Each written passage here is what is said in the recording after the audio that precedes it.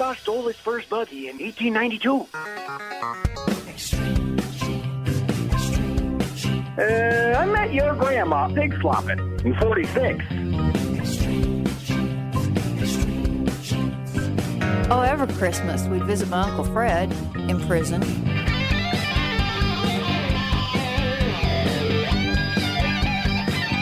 And welcome, America, to America's Family History Show, Extreme Genes and ExtremeGenes.com. Fisher here, your radio root sleuth, on the program where we shake your family tree and watch the nuts fall out. Well, a couple of great guests today. First of all, we're going to have Kevin Desmond coming on.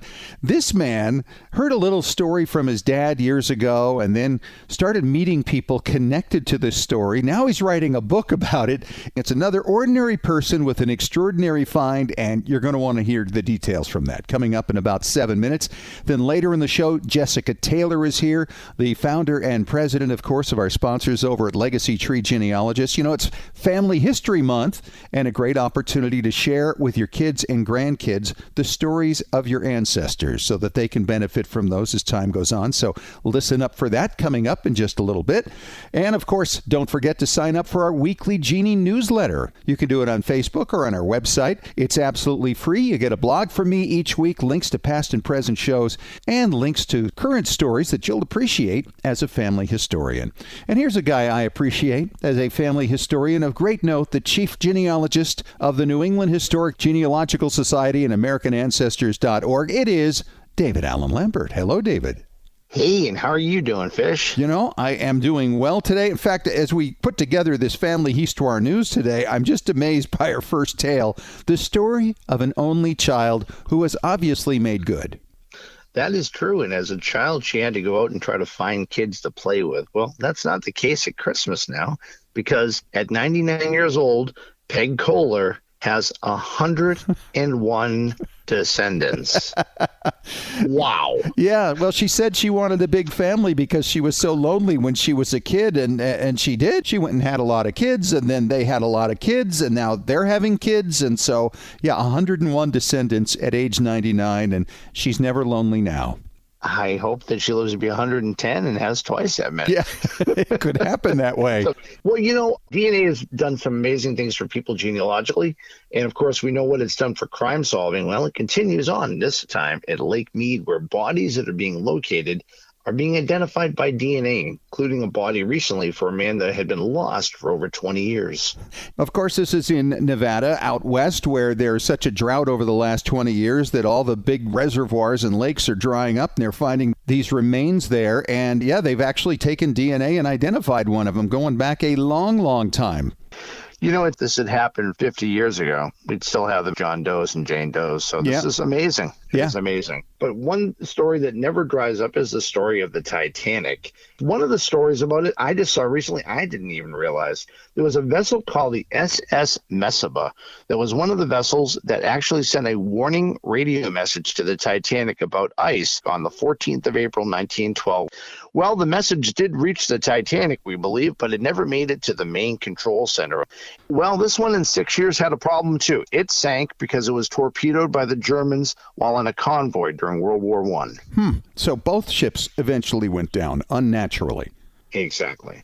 Well, you know, I love stories like the one that was in the Atlantic, and this one is by a gentleman by the name of John Temple, who thought at first he was actually being scammed by somebody who had reached out, said that, I believe that your family and my family are related.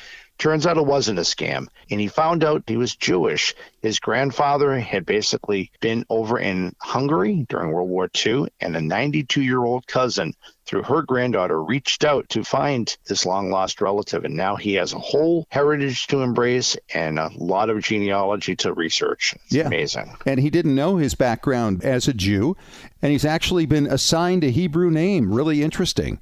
It really is. I had a coworker years ago, Fish, that for years thought their last name was one thing, and then it turned out it was Buczynski. And they went from celebrating just Christmas to celebrating Hanukkah.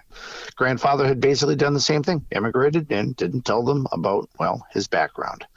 Well, I love stories when you can find something cheaply. In this case, this is a college student who obviously paid attention in art history class because he recognized an illuminated manuscript from the 13th century that he bought at a flea market in Maine for $75. This item, created in 1285 AD, is worth between $5,000 and $10,000. Not a bad payday. That should pay for a few college books for his next semester, wouldn't you think? Yeah, I would be happy to pose with something like that and say, boy, what a great find. Look at that. Give me the money. See you later. Exactly. One of the things I want to tell you is that you thought that Stonehenge was old. You thought that pyramids of Giza were old. We got a new one for you.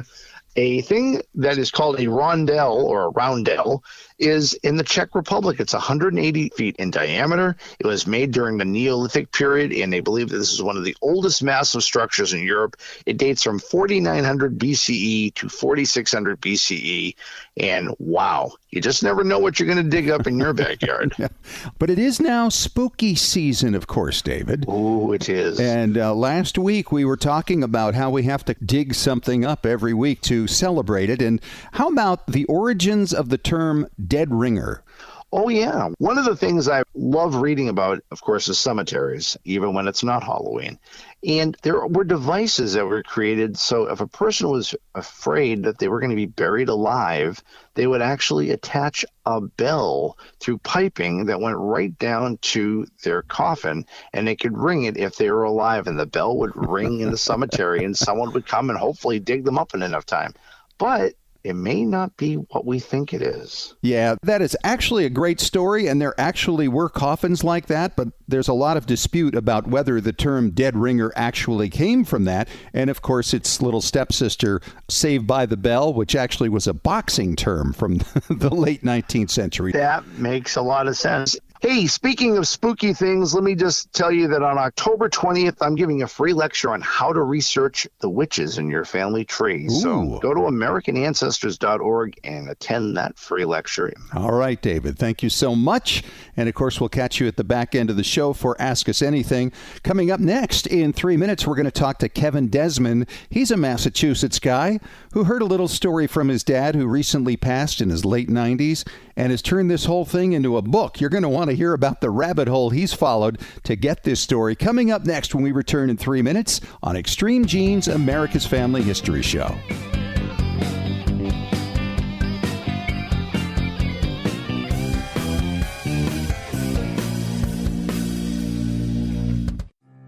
Have you hit a brick wall in your family tree?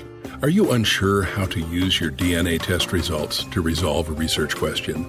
Do you want to travel where your ancestors walked and need to find details before you go? Need help joining a lineage society?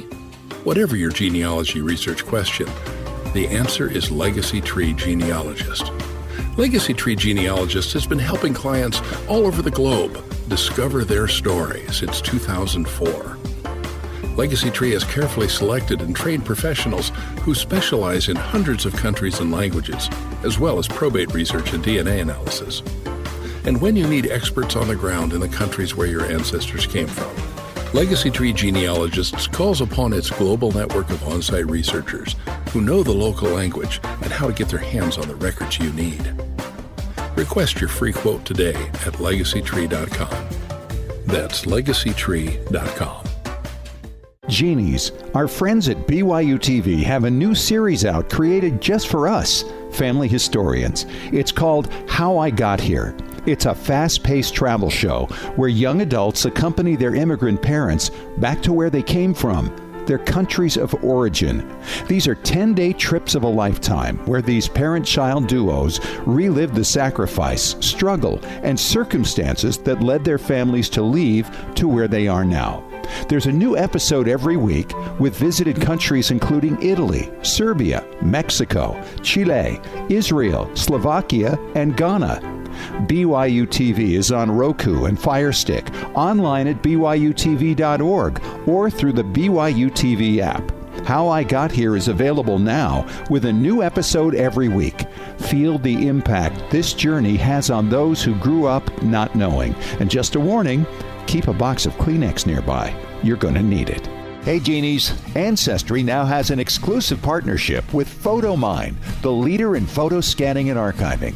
What does this mean to you? Well, imagine inheriting an old photo album and you want to digitize all the images. Up until now, you'd have to remove the pictures, place them in a scanner, crop them, and perhaps use Photoshop to improve them. Now, by using these amazing PhotoMine tools from Ancestry, you can use your phone to take a picture of an entire page from your album. The tools will automatically separate and crop each picture, improve focus, and restore color or colorize your images. Then you can assign which picture goes to which person on your tree. If you've been waiting years to get around to the tedious project of scanning your old albums, it's been worth the wait. No more pulling your photo albums apart and trying to reinsert the pictures back in proper order. No more tearing of your old photos while removing them from those so-called magnetic albums of the 1970s. Sign in to Ancestry through their mobile app to try it out.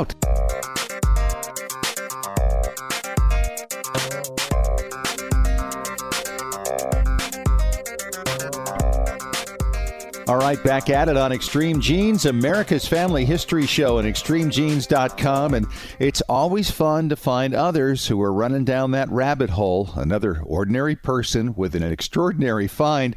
And it really started with something not so extraordinary, just a little tale from the family. And I have Kevin Desmond on the line with me from Massachusetts. And Kevin, welcome to Extreme Genes. It's great to have you.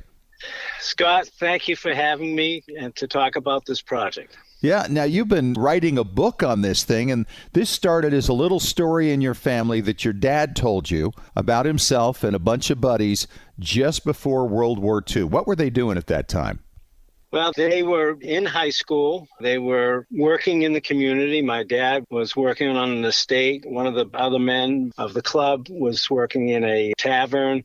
But they were just going to high school, just a bunch of guys hanging out, playing hockey, talking about girls, going bowling, and things that were normal teenage activities for 1941 and 1940. So that was a very exciting thing for them. And they were in Beverly Cove, Massachusetts, which is a section of Beverly, Massachusetts. And they called themselves the Cove Terrors, which is really kind of funny because I've never heard of terrorists actually keeping minutes for their meetings for which they had no purpose. That's correct.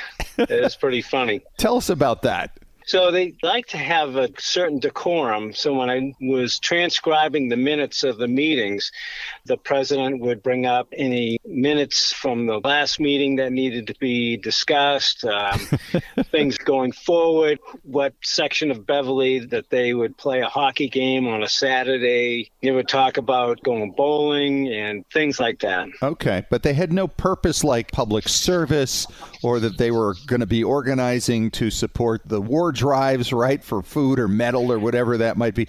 They had no purpose. No. The other question is, too, Kevin, is where did you get the minutes? So one of the members who was the secretary, who became eventually the mayor of the city of Beverly, Kyle Joslin, his daughter had the notebook that he kept all the minutes of the meetings. So from November 26, 1940 through March 4th, 1941, they had 11 meetings. They held them at the various members' homes. And she had the book, and she scanned the pages and made a mixed book, a daughter of Stuart Corning's. And that's how I was able to actually get a hold of it in March of 2019. Okay. So at this point, your dad was how old? Just turned 95. Wow. So you were actually able to talk to him about this and actually go over the minutes of the meetings. He probably hadn't seen those in, almost 80 years. He didn't even remember them. That's great. Well, this is the fun thing, though. This is a real rabbit hole, right? I mean, he had told you about the Cove Terrors when you were younger. And as you're describing this only went on for a few months, right? About 4 or 5 months. But they were obviously really close friends going right into the war. And I think that's kind of what adds to the drama of this whole thing as to what happened in their lives. And this has kind of stimulated your interest, right? Because this is a story you could have easily let go of. But all of a sudden, you're finding the children of the other members of this little group, and you're finding out that they knew the stories and that they had minutes and they had had conversations. Talk about some of that and what you learned about these families. Yeah. So one of the things that was really interesting about transcribing the minutes of the meetings, it really gave me an insight of what these young men were really like. And they really, in a lot of ways, really aren't that much different than kids from today. They Sure. talked about girls, they talked about food, work, playing hockey. They're just young kids. But they were all dedicated to their country. And one of them, Stuart Corning, his nickname in the high school yearbook in 1942 was the Colonel, and he went on to become a colonel in the United States Army. Okay. And did they all wind up serving in the war? Yes, they did. Yep. And did all of them come home? Yes, they all made it home. One of them continued to serve in the Air Corps into the Korean War and was killed in action. He was a pilot for a spotter plane, and he was killed in 1951. I have connected with two of his sons, and they have some tremendously wonderful letters their father wrote to their mother before he passed away. Wow. So had you ever done a project like this before where you connected into something and then developed out the full story from it? Well, I've just finished a book about the ship my father served on during World War II. Okay. And I started that many years ago, but finished it up during COVID because I had had plenty of time on my hands. But it's about the ship's history and about 3 or 4 of the members of the crew that my father was friendly with, and about the man who the ship was named after, who was killed in the early days of the war. And I was able to find some amazing articles about him and about his life and about his service record. And that kind of got me thinking about the Cove Terrors, about looking at what they did before the war, just after their coming back home from the war, and then going forward, having their families, the careers that they had, and tell that story. Because I think some of the people that I've talked to as family members of the club, they just didn't have a clue that their father did anything like that. Interesting. So you've been working on this thing now, and obviously you're going to write a book about it. And this has been quite the rabbit hole for you. Have you worked on the war records of some of the other terrors in your group? Yeah, so I currently have almost all of their draft cards, or the registration cards.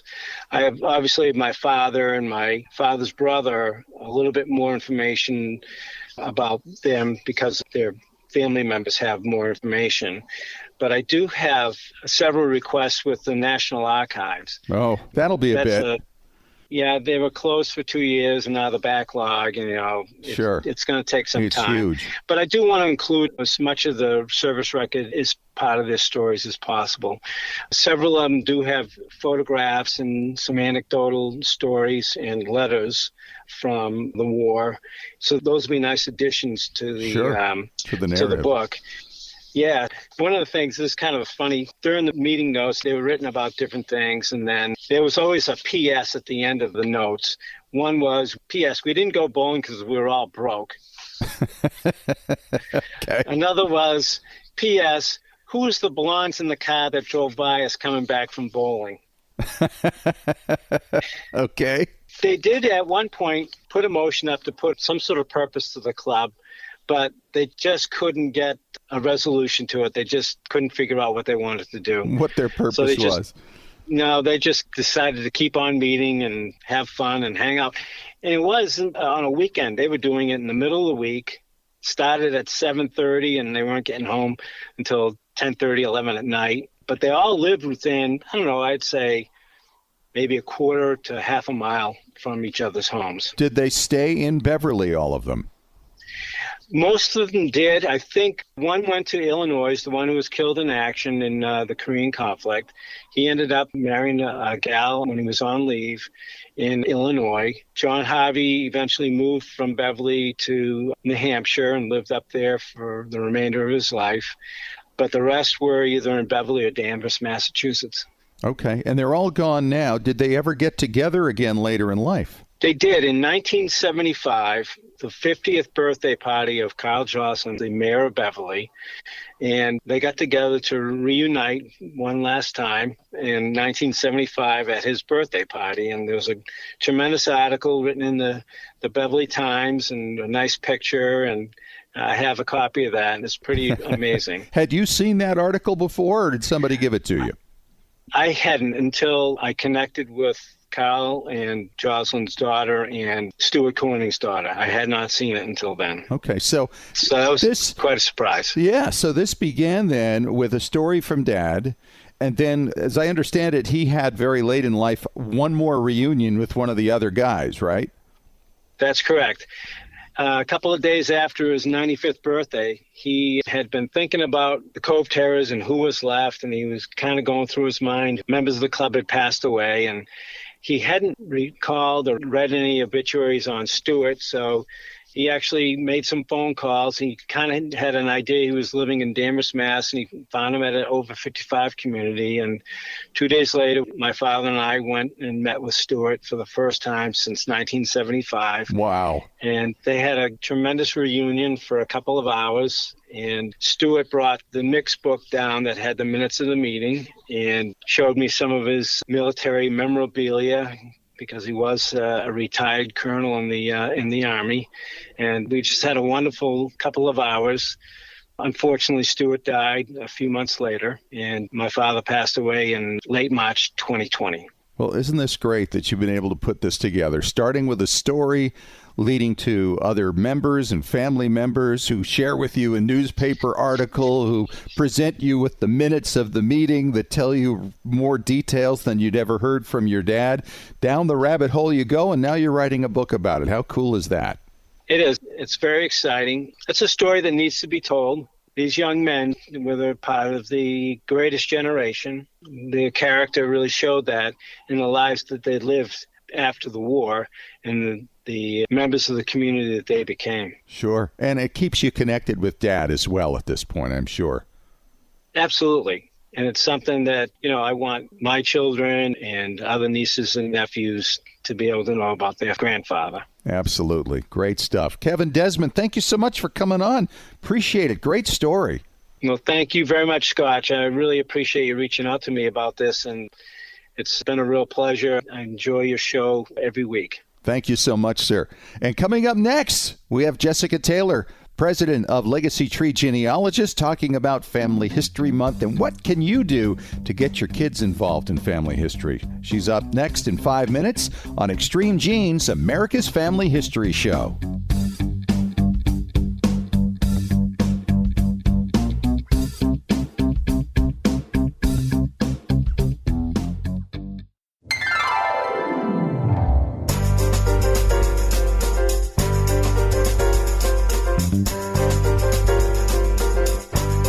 And welcome back to America's Family History Show, Extreme Genes and ExtremeGenes.com. It is Fisher here, and I'm so excited to have my good friend Jessica Taylor on the line. Of course, she, the CEO, the founder of our good friends, our sponsors over at Legacy Tree Genealogist. Jess, welcome back to Extreme Genes. Well, thank you, Fish. It's so nice to be here and talk with you again. I'm so happy to have this conversation. Well, we've got a great month coming up right now. It's Family History Month. And so this is an opportunity to really talk about how we can instill in the kidlings and the grandkids how they can get involved and interested in family history. That's right. Yes, it's a great month for that. Great time to talk about it. The kids are back in school and the parents have some minutes to themselves again. So it's a great time to sit down and think about things like this, some inspiration for kids and how to get those family narratives strong. Absolutely. Yeah. I was thinking about this topic last night, and I was thinking, actually, so many of the things that we would talk about that apply to kids really apply to adults as well. Absolutely. I mean, we want to have fun too, right? Yeah.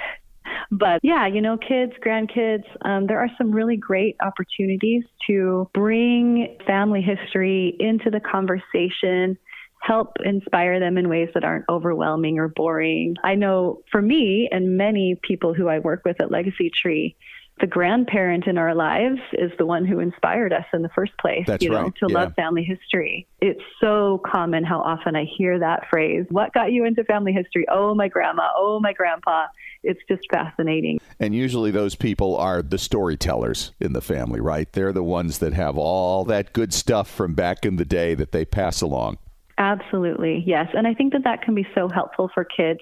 What we want for kids is for them to feel a sense of belonging and safety in their family. Yep. And those family stories can really be inspiring, especially the ones that weren't easy, right? If they can hear, oh, great-great-grandfather, this was his story. It was very difficult. This is all the work that they did. This is why we're here. And, just to instill that sense of appreciation for where we are now and the hard work that goes into life. It's wonderful for kids to be able to grow up with that when possible. You think about all the things that people have to overcome. And when you see that your ancestors did this, they got through this situation, they got through that situation, a health crisis, a financial crisis, maybe a challenge trying to get over to America from overseas in a war-torn situation. And they survive those things, that when these things come along inevitably in the lives of the children and grandchildren, they can draw on the strength that they discovered in their ancestors.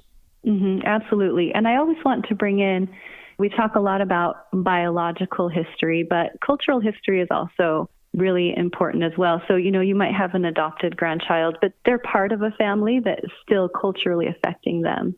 And for them to be able to hear about that family that they're growing up in and those roots is also helpful for them. So I never want to leave out, adoptees or situations where you might not know the biological history. There's still plenty to draw from, Sure. if that makes sense. Yeah, absolutely. And it's really important, while we're talking about the stories here that can influence people, to make sure those stories get written down somewhere or they're recorded somehow, either audio or video, that can be maintained forevermore. I mean, we're really fortunate to be living in an era right now where all these things can be preserved digitally and be accessible forevermore. That wasn't the case even 50 years ago.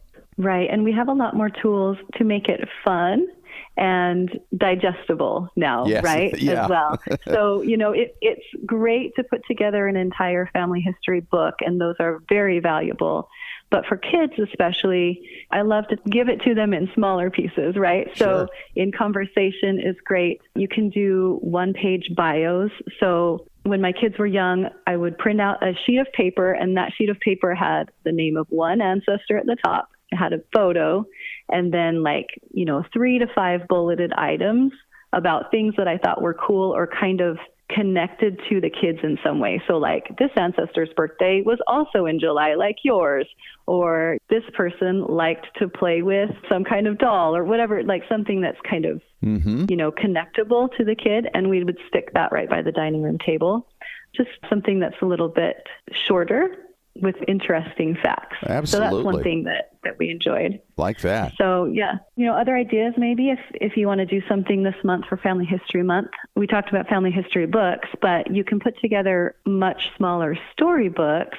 What I've done in the past is just made one-liner storybooks per page, and then you leave the page blank and the kid gets to draw what that page is talking about. That helps the kid have more fun with the story and integrate it a little bit more into their own memory. And it's a fun activity, right? So Totally. You kind of go through, great grandpa's life, and the kid gets to draw each part of what that storybook is talking about. I like those trading cards that are out there too, that you can have their picture on the front and on the back. You can have some of the facts, kind of like you were talking about.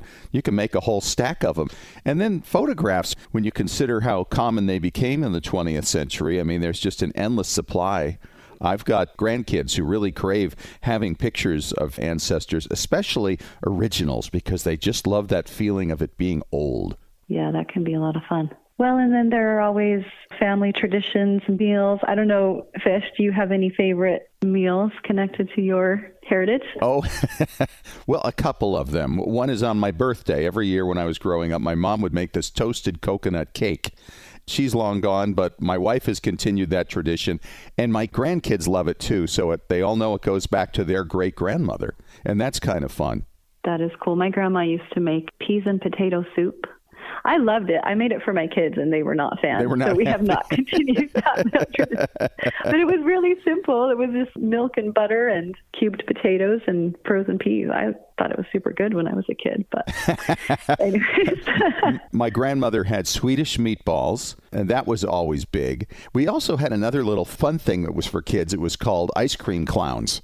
And basically, it was a scoop of ice cream with a cone on its head for the hat, and then you put little cinnamons in for the eyes and the mouth, and then you take some whipped cream and put it around the neck for the collar, and you sit it on a little dish. Oh, and that was so fun. The kids love that, and of course, that goes back a long ways, too, in our family. Well, cute. It can be junk food, you know. It doesn't have to be really serious, intense Swedish food or German food or something, right? Yes. Well, and you can always start your own, too, right? We've started a lot of traditions here that I hope the kids keep doing when they get older, because it really does create that sense of belonging as a group, right? Well, creating memories, you know, that's the thing where family vacations come in. I've heard about a lot of people who said they really got into family history because as kids they would sit around and listen to the grown-ups talk. And the grown-ups tell their stories and all the laughter involved in that. And they had nothing to contribute to it, but they just took that all in. And that's where they started to get that feeling of, these are my people. This is what I belong to. Those stories are mine as well. And that's what's so fun, I think, about those family gatherings. I wish we could do them more often, but in our case, our family's scattered all over the world. So to get everybody together, as we did just a month ago for a wedding, was a real rare treat. Yeah, I feel incredibly lucky because on my maternal side, there were 10 siblings, and they, like clockwork growing up, each sibling would take a turn in the summer and they would plan a family reunion. And that really added to my sense of family history and who this big family was. It's such a great opportunity when people are able to create something like that. Well, Legacy Tree Genealogist does such a great job of helping people find their ancestry and connect with these stories and often pictures and using every tool available. I'm just amazed, Jessica, how many experts you have all over the world at your disposal to help people with really tough questions and problems. So congrats on that. You've been doing this for how many years now? So we began in 2004. 18. Yeah, we're about 18 years old now. Wow, that's amazing. Yeah. Well, thanks so much for coming on the show. It's a great month, and it's a great time to focus on this just a little bit. Thanks so much for the thoughts. Absolutely. Thank you, Fisher. All right. Thanks so much, Jess. And coming up next, David Allen Lambert returns as we do another round of Ask Us Anything on Extreme Genes, America's Family History Show.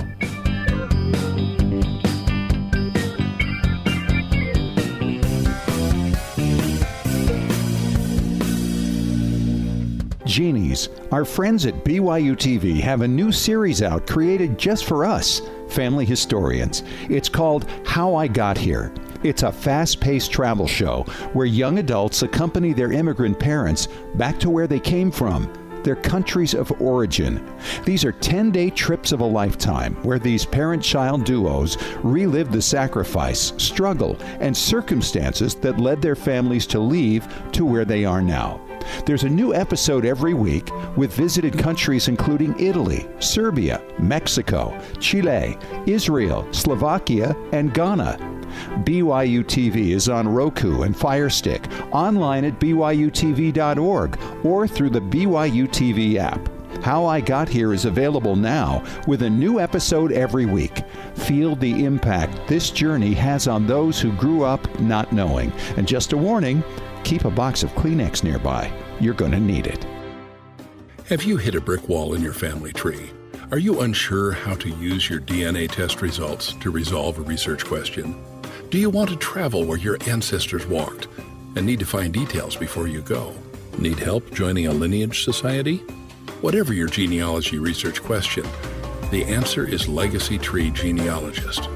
Legacy Tree Genealogist has been helping clients all over the globe discover their story since 2004. Legacy Tree has carefully selected and trained professionals who specialize in hundreds of countries and languages, as well as probate research and DNA analysis.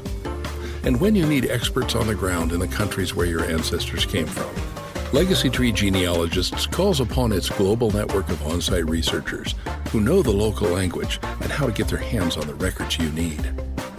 Request your free quote today at legacytree.com. That's legacytree.com. Genies, if you haven't done so yet, you've got to check out Ancestry.com's new Storytelling Creation Center, Ancestry Stories. Their story builder allows you to create a story with 6 different slide types, including a title page, a photo display page, including stock pictures they provide, and documents. And you can write a summary. And with those photos, you can add motion, panning left to right or right to left. For now, these stories can only be created on your iPhone, but Android is still to come and can be saved to your ancestors' pages on your trees. You can then access via phone, and in time, it'll appear on your desktop. You can also share it with family members and friends, whether or not they subscribe to Ancestry.com. For the younger generation that wants stories in a quick and easy-to-consume form, you can't beat this. I've already shared a story with my family, and the reactions are remarkable. Try out these incredible new tools and share your new story creations on social media using hashtag #MyAncestryStory.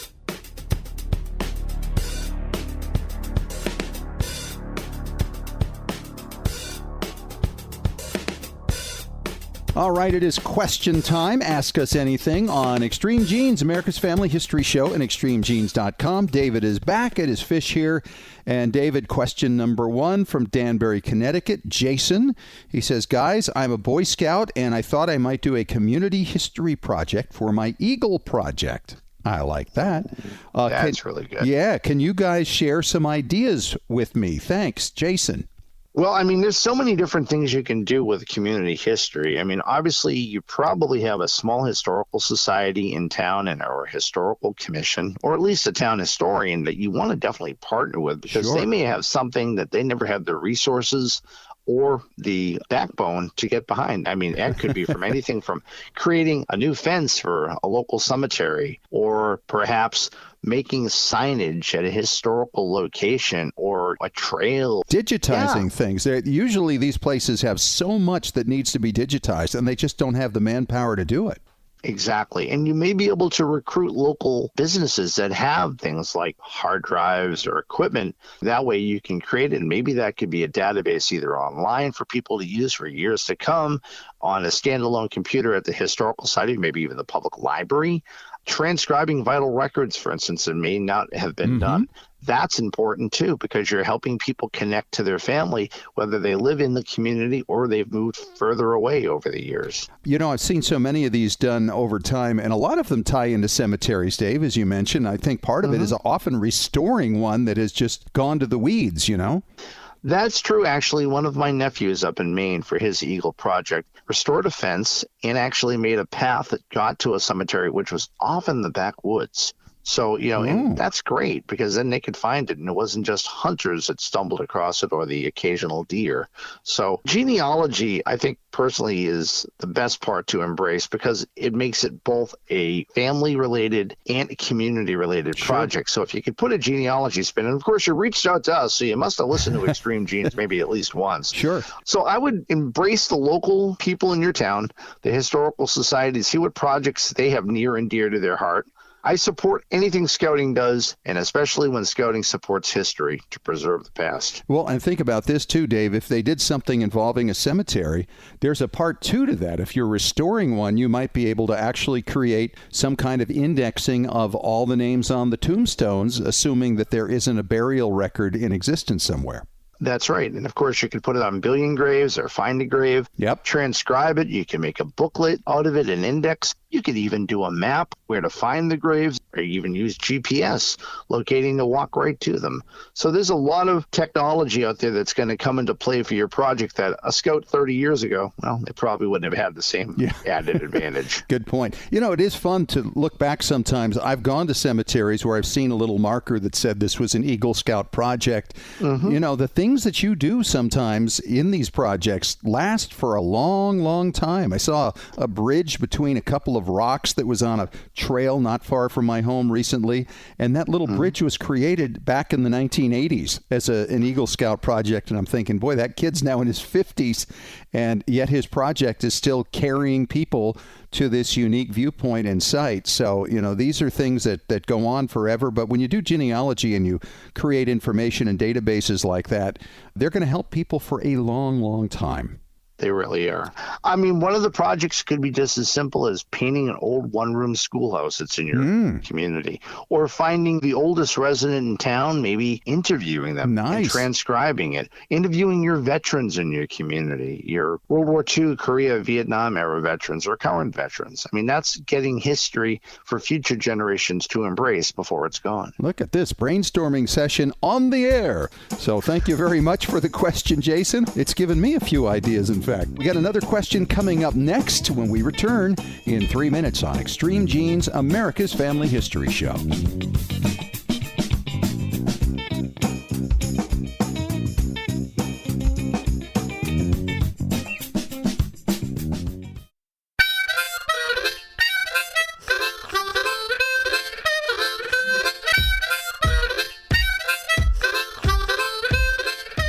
All right, onward to question number 2 on Ask Us Anything on Extreme Genes, America's Family History Show. David Allen Lambert, Fisher here. And this question, Dave, comes from Dana in Wyoming. And Dana says, David, I'm looking to steal a little thunder from your witch lecture that is coming up. If you don't mind, can you tell me how many places other than Salem tried witches? And were the guilty always burned at the stake? Well, let's take part 1 first. One of the earliest places around in New England was Connecticut, actually. Huge. Hailing from your home state. Yes. And that was going on at least a half a century before the Salem hysteria that was going on. Yeah, in Fairfield, in fact. And one of my ancestors was one of the accusers. I think it was like 1652 or something like that. Oh, yeah. No, they were fairly early. And they went all the way down into the Virginia colonies. In fact, at Colonial Williamsburg, I've attended the recreation of the trial of a witch from Virginia in the 17th century that was called Cry Witch. This happened pretty much everywhere, and more so, the burning of witches didn't occur in New England, especially not in Salem. That occurred over in Europe. They burnt witches in Germany and other places. And of course, these aren't witches. These, again, to stress the point, are people that were accused of witchcraft. One of my biggest pet peeves, being the 10th great-grandson of somebody who was accused of witchcraft, you can find that people are being accused of witchcraft into the colonial era after 1692 as well. I mean, you're finding them into the 1700s. These neighbors are accusing somebody based upon that they had a sickness or their cow died and that they were hexed by someone. Right. And they talk about strange behavior and that they were humming or something. I mean, it was just kind of weird. My ancestor was turned into a blue pig and was running around the person's yard. Luckily, she escaped the gallows, but she was supposed to hang as a witch. So did most of them get hanged then when they were found guilty in all these different locales? Do you know? Well, at least in Salem, there were 19 that were hanged, and then there was one that was pressed to death, unfortunately, and his last words were more weight. He just was not going to confess to being a witch. Sometimes they died in prison. It's just terrible to think of the amount of people that were accused and how their lives were changed for a number of years. One of the people who was executed was Marytown Estey. Her son moved to a little part of Massachusetts after the fact that was called Dorchester. And in his lifetime, the town was renamed Stoughton, named after the Chief Justice of the Salem witchcraft trials that put his own mother to death. Oh, wow. And that's the town I've lived in my whole life. Oh, that's crazy. Yeah. Tell me about the burning of the witches over in Europe. How far back does that go? Oh, gosh. I mean, it goes back until the Middle Ages. I mean, primarily the largest portion that I read through history occur in about the 1500s. Okay. But any outspoken, well-read lady who was in society that seemed like she was a threat during this time was put to death. Was targeted. Yeah, exactly. All right. Great question, terrible. Dana. Thank you very much. And David, when is your lecture and how do we see it? I know it's free. So my lecture is Verifying Descent from Salem's Accused Witches on October 20th, 2022. And you can register online at American Ancestors, and the price is right. It's free. Yeah. Very good. It sounds fun. And thanks for a little taste of that. And thanks for the question, Dana. And thank you, David. We'll talk to you again next week.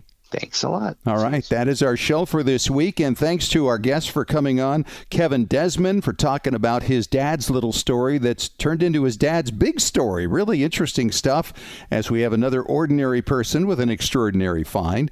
And to Jessica Taylor, president and founder of our sponsors at Legacy Tree Genealogist, talking about Family History Month. If you missed any of it, of course, catch the podcast on Apple Media, Spotify, iHeartRadio, and ExtremeGenes.com.